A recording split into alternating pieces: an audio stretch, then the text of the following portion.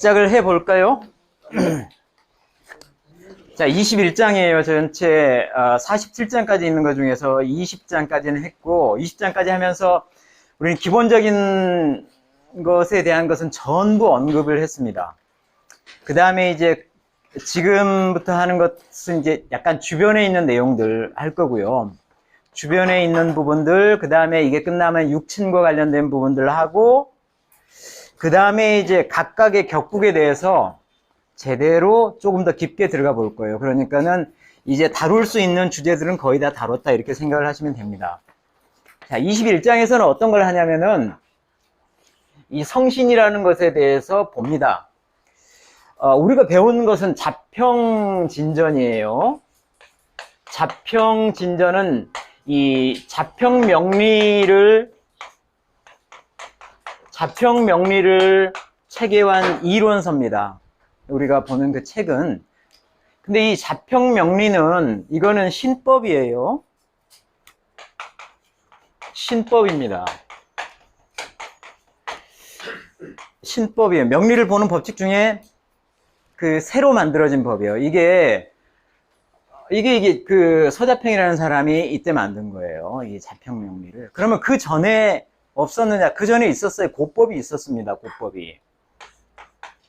고법이 있어서 이게 훨씬 더 오래됐습니다. 그러면 옛날에는 이제 이 고법이 어떻게 있었냐 하는 것을 쭉 한번 살펴볼 필요가 있어요. 그래야지 성신이라는 부분이 나오는데, 이 동양학에서 이걸 보는데 두 가지 줄기로 갔어요. 하나는 점성술처럼 오성학이라고 하는 게 있었어요. 오성학. 이거는 점성술로 해서 쭉 가는 거고, 우리는 이거 말고는 뭐라고 봐야 됩니까? 우리는 음양오행이라고 봐야 되죠.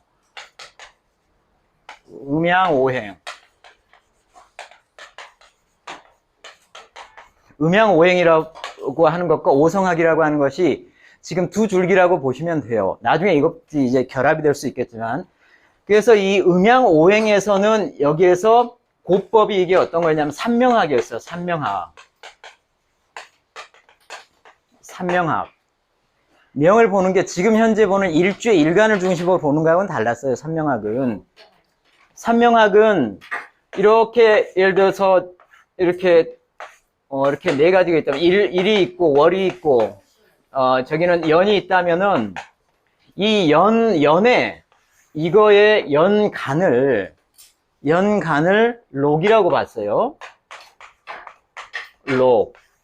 그 다음에 연지를 명으로 본 거고요.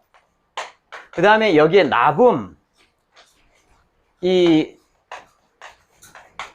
이렇게 쓰나? 이 나붐이라고 하는 것을 신이라 봐서 농명신 해가지고 이것을 삼명해서 삼명학은 이 연주를 중심으로 봤었다고요. 연주를 중심으로 이 각 주마다 어떤 것들이 생기냐면은 천간과 지지를 합쳐서 오행이 나와요. 그걸 나붐이라고 하는 거예요. 그건 나붐오행이라고 하는 거예요. 그러니까 천간 자체도 오행이 있고 지지 자체도 오행이 있지만 이 전체를 하나 보는 나붐 자체도 오행이 있는 거예요. 여기에 플러스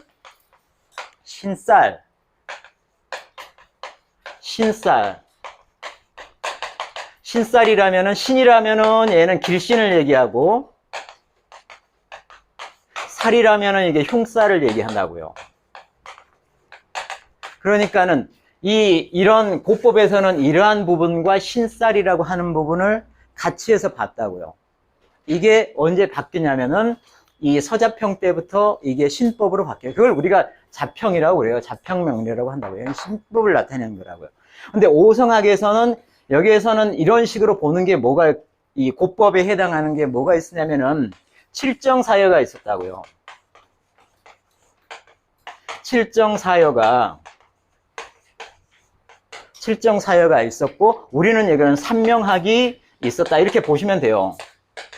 그러니까 대충 이런 식으로 이해를 하시면 돼요. 이 오성학에 기반을 하는 예전에 보던 것은 칠정사여가 있었고 음양오행에 기반을 해서는 삼명학이 있었다. 근데 이들 둘이는 서로 이렇게 교류를 해서 얘네들도 음양오행과 관련된 이론을 가져가고 오성학에 대한 용어라든지 개념이라든지 이런 것을 가져와서 쓰는데 그거 자체가 신쌀이었다고요. 신쌀. 이런 부분이 전부 오성학 쪽에서 나온 어떤 그런 개념들이 굉장히 많았어요. 이게 발전해서 신법으로 가게 되면, 이거는 꼭 신법이라고 볼 수는 없지만, 대략 제가 이해한 수준으로 말씀드리면, 이게 자미두수로 간 거예요. 자미두수로. 자미두수 한 거고, 이게 자평으로 간 거란 말이에요. 자평으로 이렇게 간 거라고요.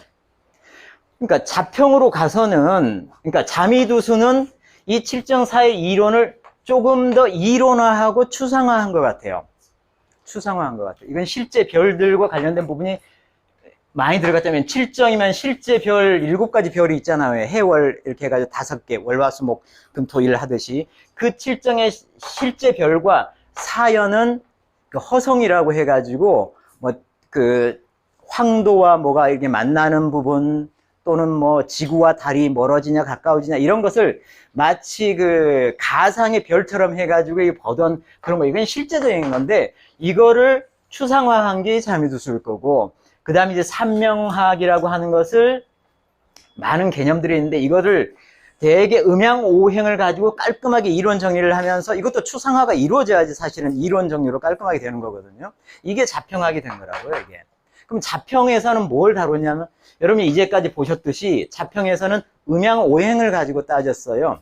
그 주된 내용이 뭐냐면은 십성이라고요, 십성. 십성인데, 이 십성이 이게 별이 들어가서 십성인데, 이건 음양오행과 관련된 거라고요. 이게 비식재관인을 음양으로 나누는 게 십성이었죠. 그리고 우리가 십성해야지 정관이 나오고 살이 나오고 비견, 겁재, 식신, 상관, 인수, 재 이런 것들은 전부 뭐냐? 십성이라고요. 십성을 가지고 사주를 해석한 게 자평이라는 거죠. 그래서 격국이 나온 거란 말이에요. 이렇게 해서 자평이 만들어지다 보니까는 옛날에 쓰던 기존에 이 고법에서 쓰던 것, 이 오성학의 영향을 받았던 이런 신쌀과 관련된 개념들이 그대로 여기에 일부가 흡수돼서 들어온 거라고요. 그러면은 이제 자평의 근본이 이제 그 원리를 얘기를 하는 이 자평 그 진전에서는 심효청은 지금 자평의 원리를 이렇게 얘기하고자 하는 건데, 그 당시까지만 하더라도 이 자평의 원리와 이 신쌀을 섞어가지고 엉뚱하게 해석하는 사람들이 많으니까는, 야, 이거 가지고 보지 마라. 이거는 정말 허황된 거다. 이 자평에서 얘기하는 것은 십성을 가지고 격국의 성패를 가지고 그 사주를 봐야지, 이거를 가지고 이걸 중심으로 해서 봐서는 안 된다라고 하는 걸로 21장을 마련을 한 겁니다. 그래서 그걸 구체적으로 어떻게 얘기를 했는지를 한번 쭉 따라가 보시죠. 대략의 맥락은 아시겠죠?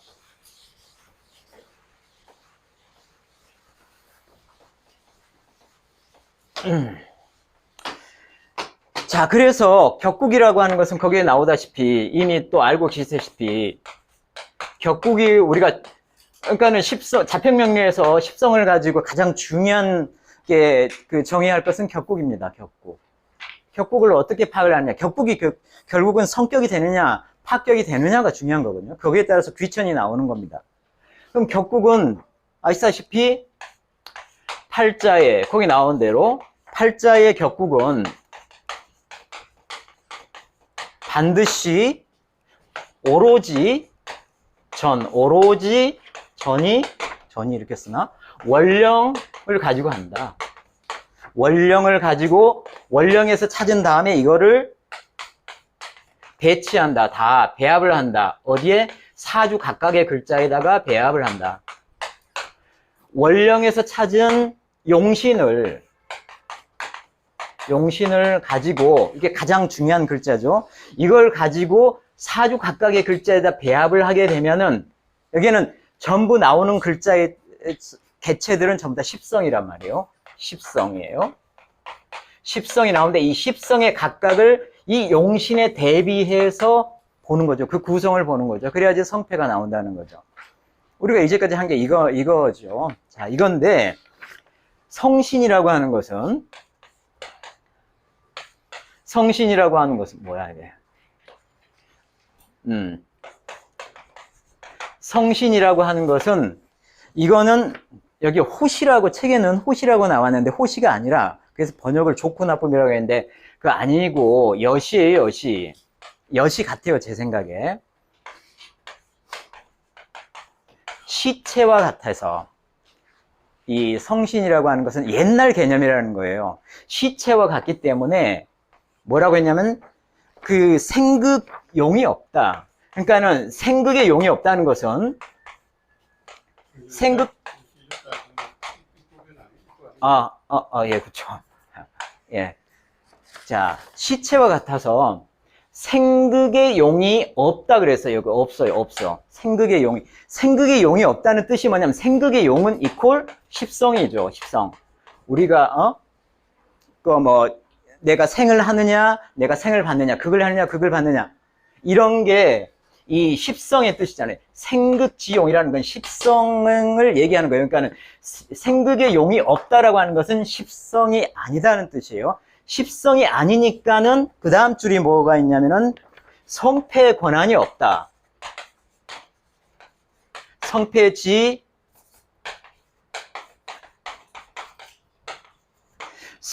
권한이 없다. 성패의 권한. 그러니까 십성이 아니므로 격국의 성패에 영향을 미칠 권한이 없다는 거예요. 이 성신이라고 하는 것은 십성이 아니니까. 그걸 이런 식으로 이제 정리를 한 겁니다. 그래서 이제 그 쭉 얘기하기를 십성에서 보면은 우리가 이걸 보셨잖아요. 십성에서 보면은 격국이 유애라는 것은 격국의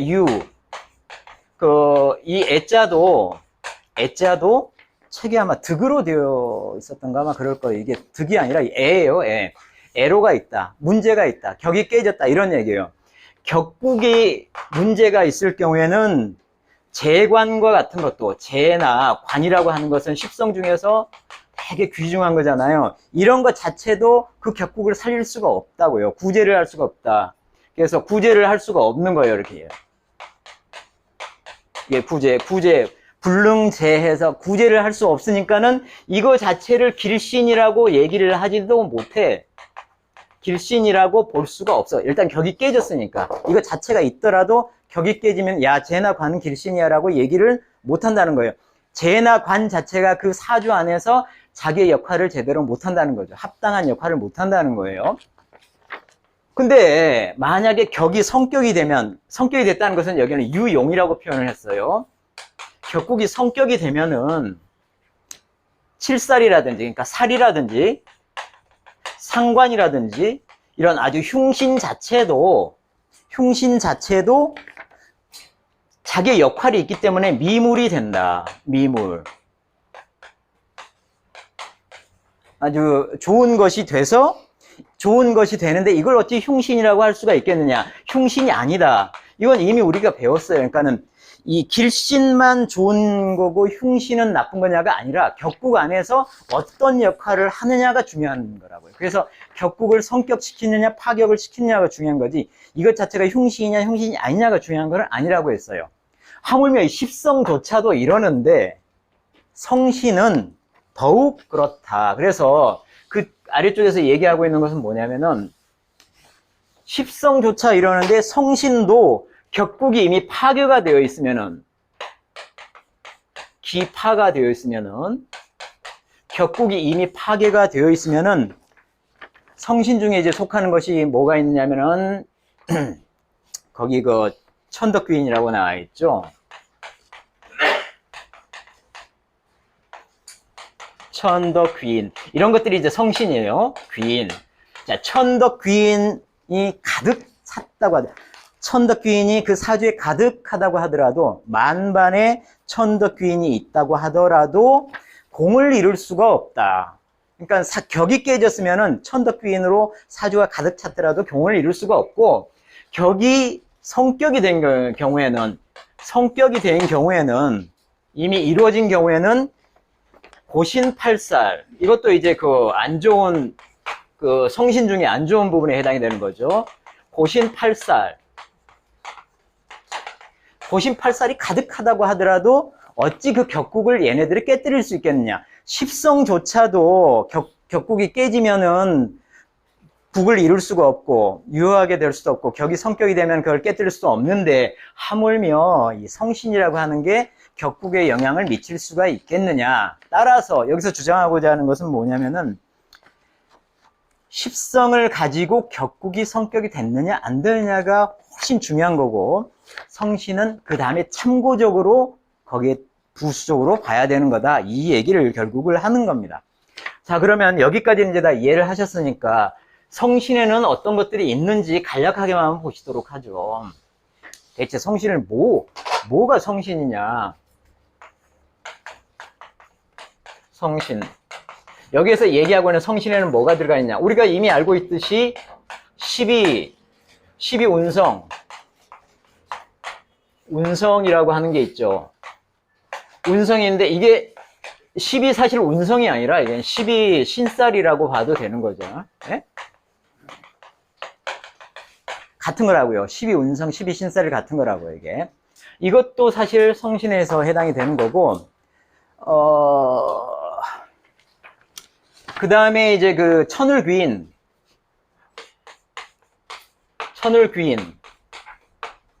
대표적인 그 성신에 해당하는 것들이 천을귀인. 그 다음에 여러 가지 그 살들이 있잖아요, 살들. 무슨 살 하는, 뭐, 백호니, 뭐 하는, 괴강이니, 이런 것들이 전부 다 신살에 해당이 되는 거라고요.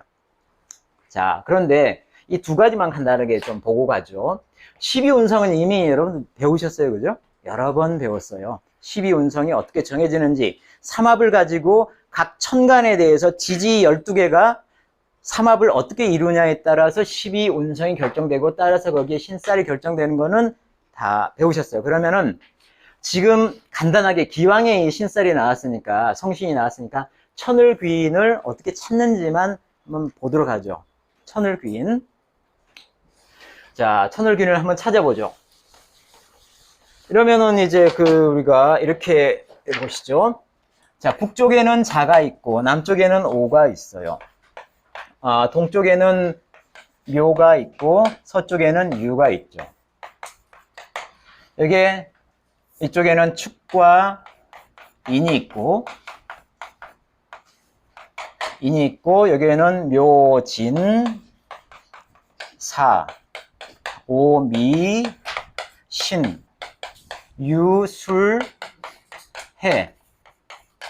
자, 이런 것들이 있습니다. 자, 이것만 동그라미를 쳐보죠. 그래서 대개 이제 지구가 이런 식으로 기울어져 있죠. 이렇게 지구가 이렇게 기울어져 있어요. 그래서 대개 중심축을, 이 축과 미를 가지고 대개 이 중심축을 되게 잡아요. 되게 이렇게 잡아요. 그런데 이렇게 해서 많은 육합들도 나오고 그렇습니다. 이렇게 잡아갖고.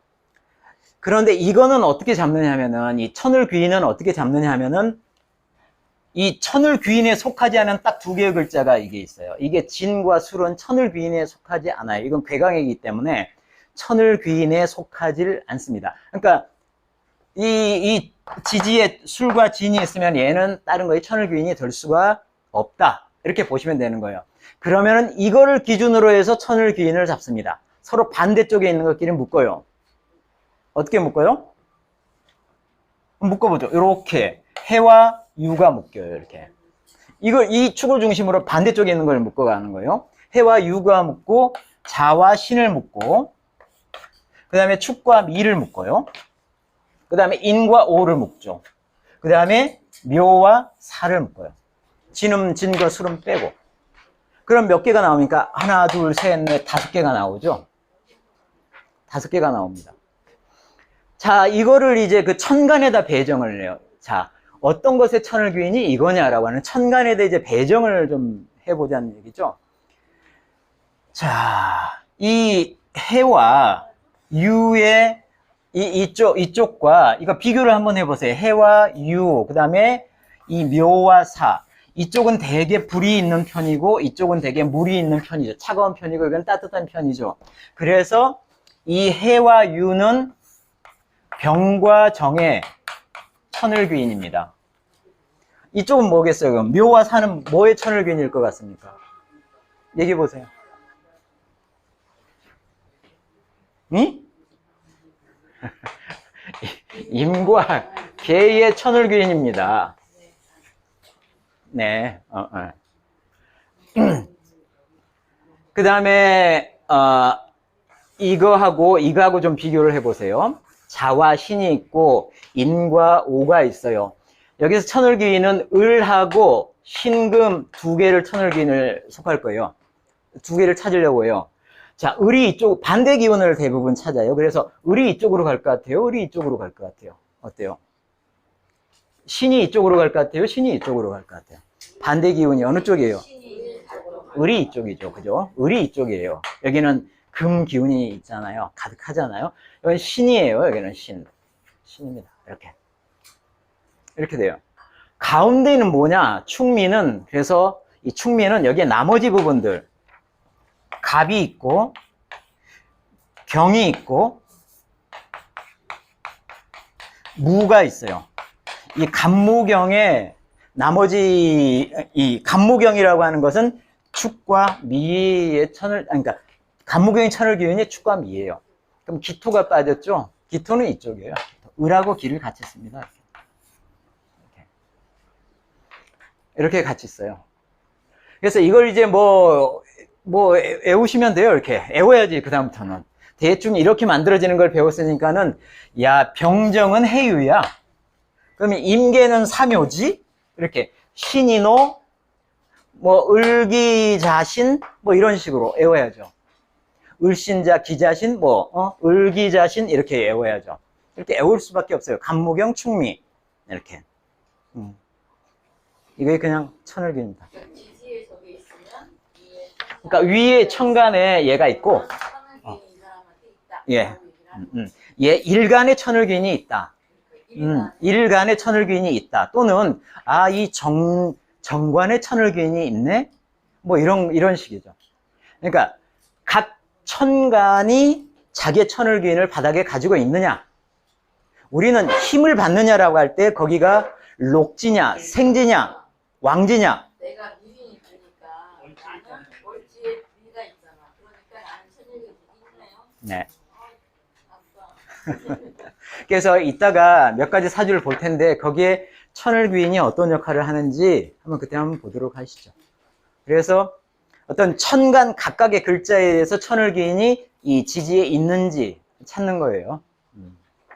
자, 그래서 천을귀인을 이제 배우셨습니다. 어떻게 나온지도 보셨고. 자, 그 다음에 이제 쭉 이어집니다. 그래서, 자, 이렇게 성신이라고 하는 게 있는데 너무 여기에 이제 매달린다. 그래서 오늘날의 사람들이 경중을 모르고, 그래서 부지경중했어요. 오늘날의 사람들이 금인이 부지, 경중, 어떤 게 가볍고 어떤 게 무거운지를 모르고 어떻게 취하냐면은 길성만 보면 그래서 견시 길성하면은 용신을 버린다. 그래서 포각한다. 여기는 포각이라고 이렇게 포각 버린다는 거죠. 용신을 버린다. 그러니까 용신을 버린다면 사주 구성에서 나오는 거 격국을 버린다는 얘기죠. 그래서 용신을 버리고 불관사주, 사주 구성이 어떻게 생겼는지를 신경을 전혀 안 써버린다. 길성만 일단 천을귀인 하나만 나오면 그것만 좋아갖고 나머지는 안 본다 이런 얘기예요. 이렇게 해서 어떻게 하냐면 여기 좀 세게 얘기합니다. 망론이라고 했어요. 망론. 망령대의 논한다. 뭘? 귀천과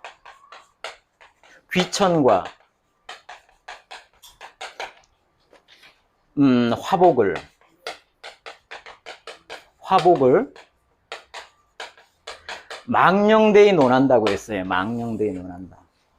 그러니까 십성으로 격국을 보고 이거를 나눠야지 성신에서 길성만 얻다면은 이 격국이 어떻게 생겼는지를 딱 잊어버리고 이게 좋은 게 있구나. 그래서 나는 귀하고 복이 많네. 이렇게 한다는 거죠.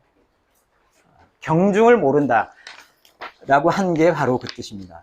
중요한 건 십성을 가지고 전체 격국을 가지고 찾아내고 나머지 귀인 성신과 관련된 것은 부수적으로 거기에다가 약간의 양념을 하듯이 해서 사용을 해야 되는데 그러질 않고 그거를 위주로 한다. 그런 얘기입니다.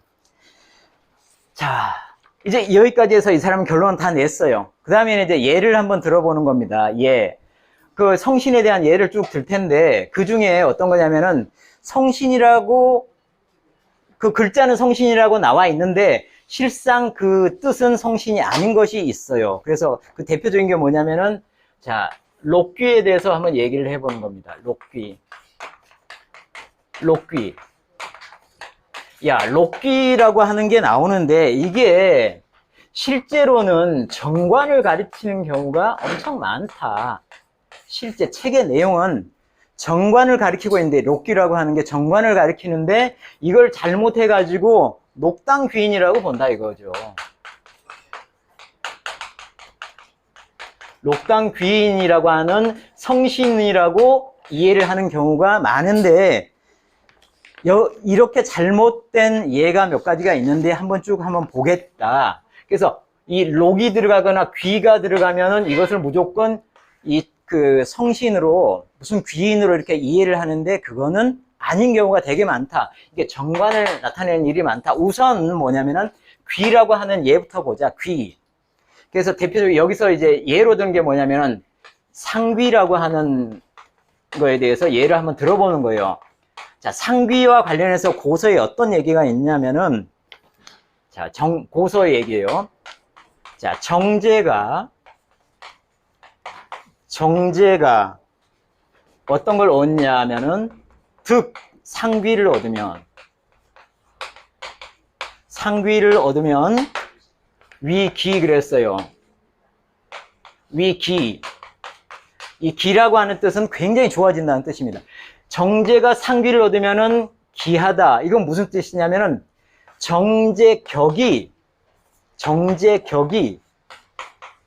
희신으로서 상귀를 얻으면, 상관을 얻으면, 여기 나오는 이거는 상귀가 아니라 상관이라는 거예요. 정제격이 나머지 글자가 상관이 나오면은 이건 격국이 어떻게 나오냐면은 재용 상관격이 되죠. 재용 상관격이 되죠. 그래서 격국이 완전히 성격이 되는 거예요. 그러니까는 귀한 거죠, 귀. 이때 상귀라고 표현한 것이 이것은 어떤 귀가 아니라 그냥 상관을 얘기한 거다. 그러니까 귀가 이렇게 써졌다고 이것을 어떤 귀인이라고 보면 안 되는 예를 하나를 얘기를 한 겁니다. 그 다음에 이제 또 하나의 예로 록에 대해서 그러면 이 록에 대해서 지금 이게 정관이라고 하는 것을 얘기한다는 것을 풀어서 이렇게 해석을 하는 거예요. 일단 귀는 상귀에서 보듯이 무조건 귀가 나왔다고 해서 이걸 성신으로 보면 안 된다라고 하는 거고, 그 다음에 록에 대해서도 보자. 록. 거기에서 그러면 거기에 등록이라고 하는 게 있는데 등록이라고 하면은 록을 얻었다는 뜻이죠. 자, 고서에 뭐가 있냐면은 고서에 자, 뭘로 인해서 등록했는데 록을 얻었는데 이거의 결과가 등록하고 나서는 지위를 잃었다. 피위. 자, 록을 얻었는데 지위를 잃었다는 고서의 글이 있단 말이에요. 어째 록을 얻었는데 지위를 잃을까? 이거를 한번 쭉 해석을 해보니까는 등록했다라고 하는 부분이 이 록자가 우리 그냥 뭐 귀인의 그 록자가 아니라 이거는 득관했다는 뜻이라는 거죠. 득관. 그러니까 록이 어떤 귀인이 아니라 정관을 얘기한다는 거예요. 그러니까 정관을 얻었는데 지위에서 물러났다. 이것도 좀 말이 이상할 수가 있는데 이거는 이제 해석이 되는 게 어떤 거냐면은 이 관을 얻으면은 진작해야 되죠. 진작은 뭡니까? 진작은 벼슬이 올라가는 거죠. 벼슬이 올라가는데 왜 지위에서 물러난다고 했느냐? 이거는 마치 기존의 격국 자체가 제가 제격인데, 제용이라는 제격인데, 플러스 식신이나 상관을 쓰고 있을 때. 그래서 격을 이루고, 제용 식신격이라는데, 제용 상관격을 해서 격을 쓰고 있는데, 여기에 뭐가 들어오냐면은, 관이 들어온 거예요. 관이 들어오면은 이 격은 깨집니다. 격은 깨져요. 격이 뭐 잡되다고도 하고 격은 깨졌다고 하는 거예요. 이런 경우를 가르치는 거다. 이게 관이 들어와서 지위에서 물러났다라고 하는 것은 이런 경우 또는 거기에서 관격인데 여기 옆에다 쓸까요? 이 제격에서 또 이런 경우 식상이 있는 경우에 관이 들어올 경우에는 격이 깨지는 경우가 있고 관격이야. 관격인데 여기에서는 정관이 있는데 정관이 있는데 관이 노출됐다. 관이 노출됐다는 것은 뭐냐면은 관이 노출됐다는 건 천간으로 이렇게 관이 있는데 천관으로 이게 올라왔다는 거예요. 일간이 있고 천관으로 관이 이렇게 올라왔어. 근데 운에서 관이 이렇게 들어와. 관이 이렇게 두 개가 중복이 되면 이거를 중관이라고 합니다. 중관. 관이 겹쳤다. 이걸 또 되게 안 좋아해요. 내가 관이 분명하게 드러나게 사용하고 있는데 관에 운이 오면은 이때 격이 중관이 됐다고 해서 관이 깨지는 걸로 보는 거예요. 이럴 경우에 피위, 그러니까 지위에서 물러난다. 관에 운이 들어왔는데 지위에서 물러난 경우는 제격이 식상을 이용하는 경우나 정관인데 관이 노출되어 있는 경우에 운에서 관이 들어오면 지위에서 물러난 이런 상황을 얘기하는 거지, 이 등록이라고 해서 록 자체가 이게 귀인이 아니라 그냥 관을 얘기하는 것이다. 예로서 이렇게 얘기를 하는 겁니다. 따라서 이건 녹당 귀인이 아니고 그냥 정관인 것이다. 이걸 길게 한번 설명을 한 거예요. 자, 그래서 이게 이제 이런 게 이제 귀인처럼 보이고 성신처럼 보이는 이 글자를 하더라도 실상의 뜻은 그렇지가 않다라고 하는 거예요. 자, 두 번째 예를 더 보죠. 두 번째 예는 여기에 귀중이다라고 하는 것을 한번 다시 보는 거예요. 귀에 대해서 다시 한번 보는 겁니다. 자, 여명을 얘기를 할 때 귀중이라는 뜻이 있다. 귀중, 많다는 거죠. 귀중이는 귀가 많다는 거잖아요. 귀가 많아. 근데 이게 어쩔 때 이런 얘기가 나오냐면은 여자명을 얘기를 할 때, 여명을 얘기할 때 귀중이라고 하는 단어가 나오는 경우가 있는데 이게 마치 고서 이런 게 있대요. 자, 귀중하면은 즉 무군가선이라. 가선.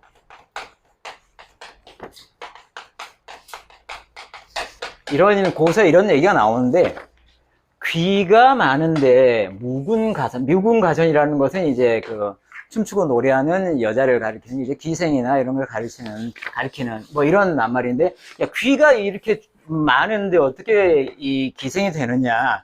이때 이 귀라고 하는 것은 이거는 부를 가리킨다. 정관, 즉 남편을 가리키는데, 이 귀가 여러 개라는 것은 즉 관이 여러 개고 또 부가 여러 개고 그런 얘기다. 그러니까 여자한테서 이 부가 여러 개라는 것은 결국은 이렇게밖에 될 수가 없는 것이다 라고 하는, 그러니까 그 고서에 나온 이 얘기가 맞다라는 거죠. 그때 이 귀는 어떤 뜻이냐면은 관이다라고 하는 것을 가리킨다는 거예요. 그러니까는 이게 책에 나오는 이런 귀인이라든지 록이라든지 이런 것 자체가 실제 성신을 가리키는 것이 아니라 우리가 알고 있는 십성을 그렇게 낱말로 그렇게 표현한 것이다. 왜냐하면은 이 자평진전 이게 나왔을 때 옛날에 그 용어들을 그대로 신살 용어들 또는 오성학에서 나온 용어들을 그대로 갖다 쓰는 예가 많았기 때문에 그렇다는 얘기입니다. 됐죠? 네. 약정록당에 대해서 설명했어요. 약장록당은 네, 제가 그걸 그냥 지나갔어요. 왜냐면은 이거는, 그러니까 만약에 이거를 이 록이라고 하는 것을 록당으로 이해를 한다면, 약장록당은 록당으로 이해를 하면은 엉터리가 된다. 옛날 사람들이 그런 식으로 글을 썼겠느냐, 그 얘기인 것입니다. 예. 네, 여기서 5분만 쉬었다가 하겠습니다.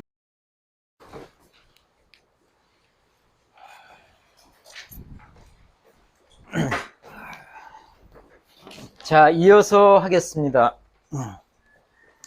자, 지금까지는 그 성신 자체 글자가 쓰이더라도 그게 성신을 나타내는 것이 아니라 결국은 십성을 나타내는 부분에 대해서 했고요. 이제는 실제 성신 글자가 성신을 의미하는 경우에 대해서 어떻게 이해를 할 것인가에 대해서 살펴보도록 하죠. 그래서 이제 성신이라고 하는 게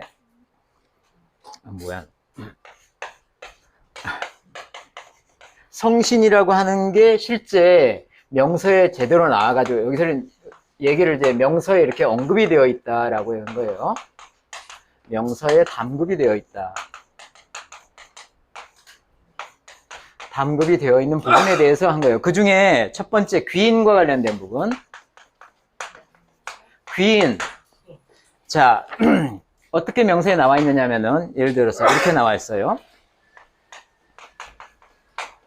귀인의 머리 위에 귀인 두상에 재관이 올라오면 대재관, 재관이 올라오면 문충, 여기에 이제 그 책에 있는 글자는 치마로 나와 있는데 달리는 말로 이렇게 나와 있는데 제가 보니까 달리는 말이 아니라 이걸 사마로 바꿔야 할 것 같아요. 사마. 왜 사마로 해야 하냐면 사말은 네 마리 말이 끄는 마차. 거기에는 굉장히 큰 마차를 얘기하고 그거는 부유한 마차 또는 짐을 가득 실은 마차를 얘기하니까 달리는 말보다는 사마의 이 사마를 얘기하는 것이 이거는 그러니까 부유하다는 뜻이거든요. 문이 이 사마로 가득 차 있다. 그러니까는 귀인은 지지일 거 아니에요? 귀인의 머리 위에 천간에 재관이 올라오게 되면은 거기는 재관, 부유하고 부귀로 가득 찬 사주다 이런 뜻인 거예요. 그래서 이거는 저는 이 치 대신은 사자를 써야 되는 게 아닌가 저는 그렇게 생각을 합니다. 그래서 이것은 마치 이 재관이라고 하는 것을 재관 자체는 이게 같이 쓰였잖아요. 그러니까는 성신이라고 하는 귀인과 그 다음에 십성이 이렇게 같이 쓰였어. 그러면 십성인 재관이라고 하는 것은 우리가 뭘로 사람에 해당하는 사람에 대해서는 미모로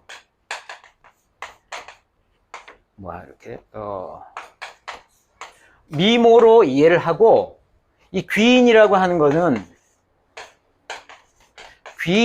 것은 사람의 의복으로 이해를 해라. 그러니까 이거는 미모와 의복으로, 그러니까는 이 재관은 미모로, 실제 자기 그 미모로, 그 다음에 이 귀인이라고 하는 것 자체는 의복으로. 그래서 예쁜 사람이 옷까지 예쁘면 더 좋아지는 걸로. 이런 식으로 이해를 하는 게 이거를 이해하는 법이다. 그러니까는 이 귀인이라든지 이게 이 성신의 좋은 부분이 우리가 알고 있는 십성의 격에 맞는 부분과 같이 어우러질 경우에는 훨씬 더 좋아진다. 그런 식으로 이해를 해라 라고 하는 거고 그 아래쪽에 이제 얘기하는 것은 그거예요. 그러면은 훨씬 더 이게 같이 있게 되면은 유현한다. 더욱 드러난다.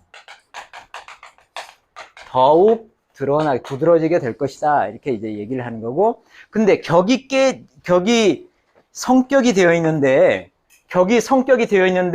이 귀인이 나오지 않는다고 해서 그 격 자체가 깨지는 것은 아니니까 이 문충 사마가 되지 않는다고 두려워하지는 마라. 그러니까 격 자체가 훨씬 더 중요한 거다. 귀인이 있고 없고를 떠나서 그런 얘기를 거기서 하고 있는 겁니다. 이런 식으로 봐야 된다는 것을 얘기를 하고 있는 거고 이게 첫 번째 이제 귀인에 대한 부분이고 두 번째 이제 이덕에 대한 부분이 나옵니다. 여기까지만 지우고 보죠. 이덕. 여기 나오는 이덕도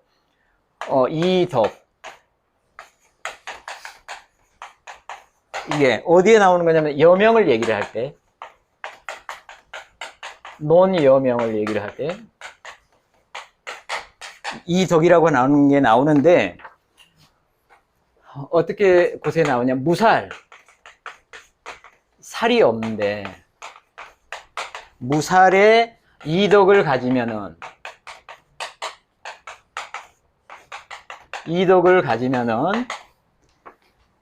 양국의 책봉을 얻는다. 양국지봉. 여기는 봉은 뭐 책에서는 이런 봉자를 썼어요. 근데 우리가 책봉할 때는 이런 것을 쓰는 것 같아요. 이런 걸 쓰는데 뭐 이거나. 하여튼 이해를 그렇게 하시면 되겠고. 양국의 책봉을 갖는다. 살이 없고 이덕을 갖춘 여자는 양국의 책봉을 받는다. 이때 여기에서 이제 이것을 풀어서 얘기한 게 그거예요. 이 여자명에서, 여기는 이제 부로 바꿔서 얘기를 하는데, 부명에서 이 무살이라고 하는 거는 무살인, 살인, 진짜 살이냐. 여기서 이제 그 설하고는 이거는 그냥 칠사를 얘기하는 게 아니라,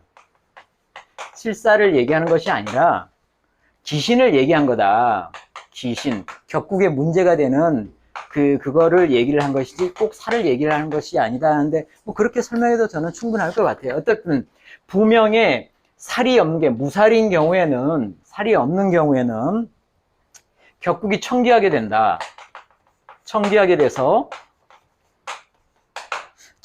되고 여기에 덧붙여서 이덕까지 갖추면은 당연히 어떤 이 책봉을 받는 것은 당연할 것이다. 그런데 왜 이덕을 갖추면은 양국지봉이라고 하지 않고 앞에 무살이라고 하는 것을 덧붙였느냐.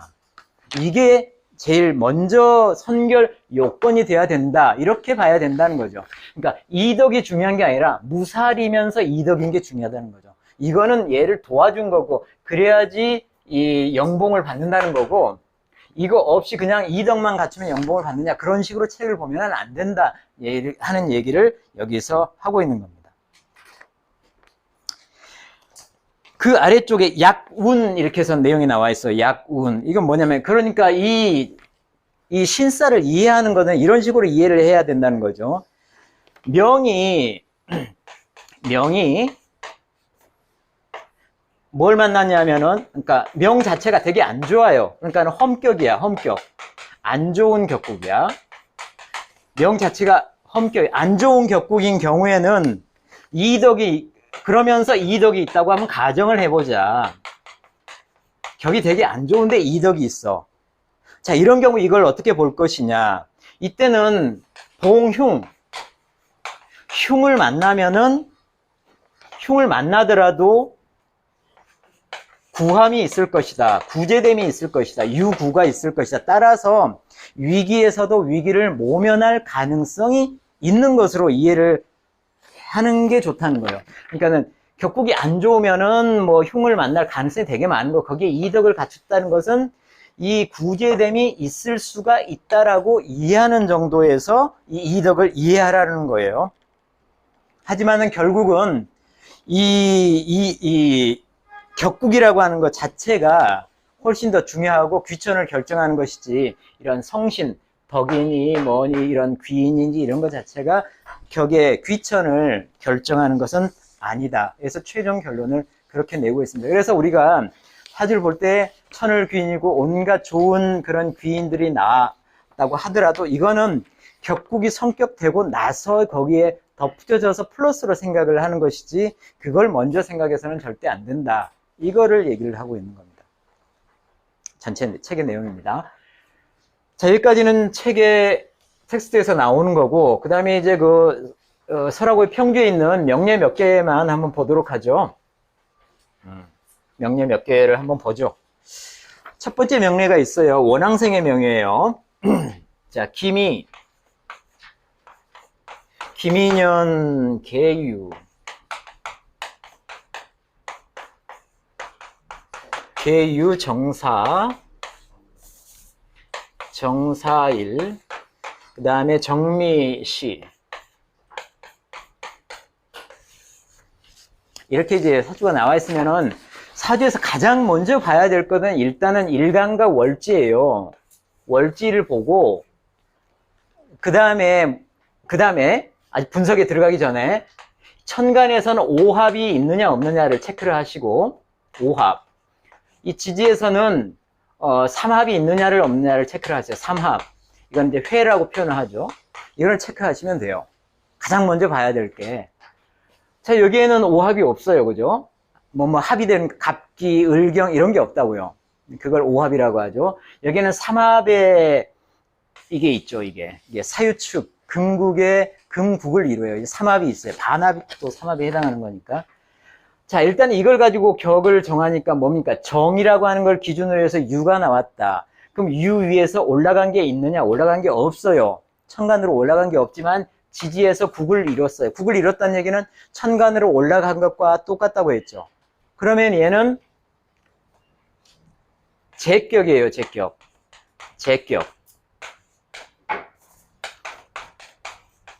용신은 재로부터 시작을 합니다. 그럼 재격이 성격됐느냐 파격이 됐느냐를 이제 따져봐야 되는 거예요. 그러면 재가 나와서 재격인 거야. 그러면 위에 올라가는 거야. 얘는 같은 기운이고 얘와 얘를 따져야 되는 거예요. 이 두 가지를 따져야 되는 겁니다. 지금 바로 여기에 영향을 미치고 있는 애가 얘네. 얘가 뭐예요? 얘가 뭡니까? 얘가 십성으로 뭐예요? 정을 기준으로 뭡니까? 7살이에요. 7살. 살이라고요. 살. 근데 제격으로부터 시작된 살이야. 이 격은 완전히 깨진 거예요. 제격인데 살이 튀어나왔어. 그럼 격이 완전히 깨진 거예요. 근데 옆에 있는 기토가 있는 거예요. 기토가 뭡니까? 기토가 식신이에요. 식신입니다. 식신의 가장 넘버원 역할이 뭐냐면은 살을 제압한다예요. 식신이. 네. 그러니까 제격에서 살이 나왔는데 바로 옆에서 살 옆에서 식신이 역할을 해주고 있어요. 이거는 그러니까 격국 자체가 제격부터 시작을 했지만은 살격에서 식신이 나와서 그 식재를 하는 경우다.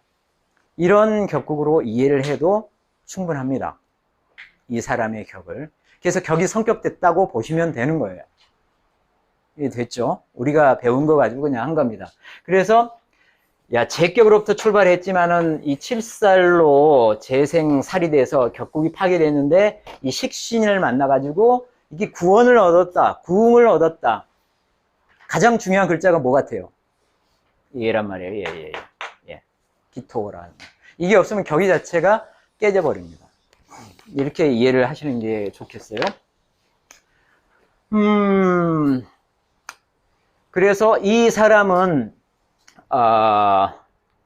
이게 이제 십성으로 이제 분류를 한 건데, 이게 유 자체가 이 귀인들을 한번 천을귀인을 참 찾아보죠.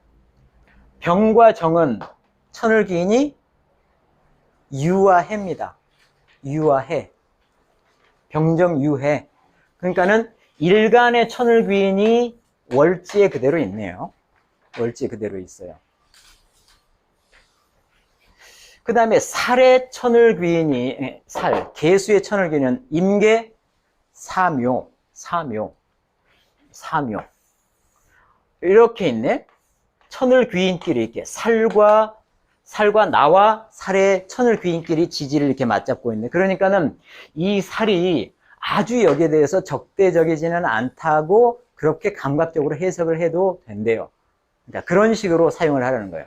귀인끼리 이렇게 서로 이렇게 하고 있으면은. 그리고 충미가 있고, 기토는 여기에는 이제 뭐까지 봤느냐 하면 이제 설하고는 여기까지 봤어요. 협자까지 같이 본 겁니다. 협자는 이 사이에 숨어 있는 글자들이 있다는 거예요. 사하고 미 사이에는 오가 숨어 있고, 미하고 유 사이에는 신이 숨어 있어. 근데 기의 천을귀인은, 기는 기 자신에서 자나 신이 천을귀인이에요.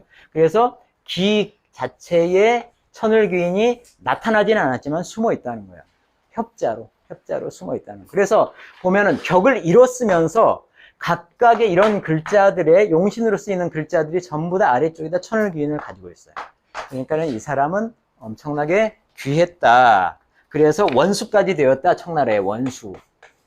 원수가 나쁜 원수가 아니라 이 우두머리가 됐다는 거고요. 근데 이제 묘운 가게 되면은 이 사람이 그렇게 나와요. 묘운을 가게 되면은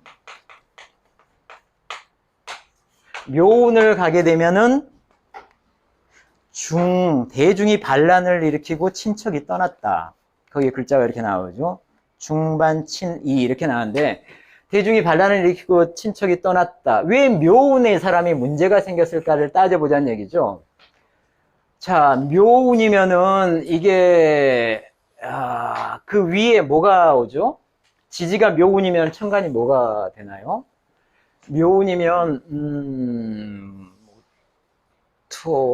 토고 그러면 정묘예요. 정묘지요. 정묘운이에요. 그죠? 선생님 안 그럽니까? 정묘는 모르겠어요. 예. 잠깐 스위치 예. 자, 정묘운이에요. 근데 여기에 왜 이 격국이 이 운에 깨졌을까를 한번 생각을 해보는데 설하고 얘기는 그거였어요. 자, 묘운이 오면은 왜냐면 기묘- 묘일치용하고 거의 극강에는 이 토로다. 잠깐만. 자, 계유면은 무진에서부터 시작을 해요. 무진으로 쭉 가게 되면은 계유를 만나죠. 계유를 만나요. 그러면은 이 바로 앞에가 묘가 있잖아요. 그러면 얘는 정이죠. 정묘예요, 정묘. 정묘가 맞을 거고. 자, 그러면은 이제 정은 와서 특별하게 문제를 일으킬 만한 게 사실 잘 안 보이는데, 설하고 얘기는 그거예요. 자, 묘가 와가지고, 이 지금 일간의 천을 귀인 유를 충을 해서 대중이 반란을 일으켰다. 이런 얘기를 했어요. 이런 얘기를 했는데, 그거는 아니죠. 우리가 배운 거를 보세요. 묘가 이렇게 오게 되면은, 묘하고 유는 충을 하지만은, 이미 유는 사하고 합을 하게 돼 있고, 미하고 묘가 또 합을 해요. 그러니까는, 묘하고 유하고 충을 할 수가 없습니다. 충이 안 돼요. 그 유일하게 어떤 예상이 드냐면은, 묘가 와서 미하고 합을 하면은 얘는 목국을 만들어요. 목국을 만든다고요. 목국. 여기서 제일 중요한 글자가 뭐예요? 아까 제가 뭐라고 했습니까? 기토예요, 기토. 목국이 와가지고 기를 날리는 거예요. 그러니까는 살 자체가 식신의 제어를 받고 있는 상황인데 식신이 날아가니까 합이 아니라 하여튼 제어를 받아서 얘가 제 역할을 못하게 되니까는 살이 올라가게 되는 거라고요. 살이 이렇게 뜨는 거라고요. 살 자체가. 그래서 대중이 반란을 일으킵니다. 살 이퀄 대중이라고요. 군중인 거예요. 살 자체가. 그래서 저는 그렇게 이해를 하는 게 낫지 않겠느냐. 설하고는 이것을 묘운이 오게 되면은 이 유를 충하고 그 다음에 묘하고 사가 개의 천을귀인이거든요. 그래서 이 개의 기운을 확 올려줘가지고 이 대중이 반란을 일으켰다 하는데 이게 개의 기운을 확 천을귀인이 개의 기운을 확 올려줄 리는 없잖아요. 천을귀인이 그렇다는 얘기는 우리는 본 적이 없거든요. 그런 얘기를 배운 적도 없어요. 제 생각은 목국으로서 이 기토가 파괴돼가지고 살이 기운이 올라온 거죠. 그래서 칠살이 아주 드러난 거죠. 그래서 대중이 반란을 일으켰다. 제 생각은 그렇습니다.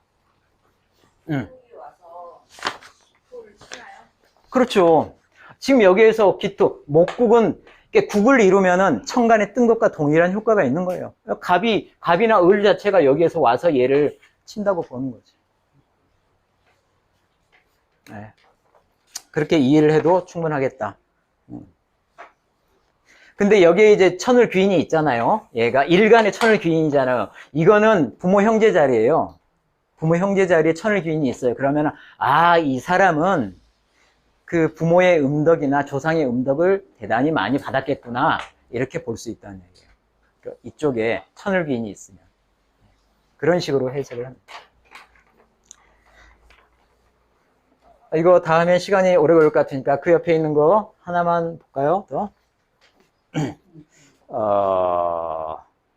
네, 서동해라고 하는 사람인데, 자, 을묘년이에요.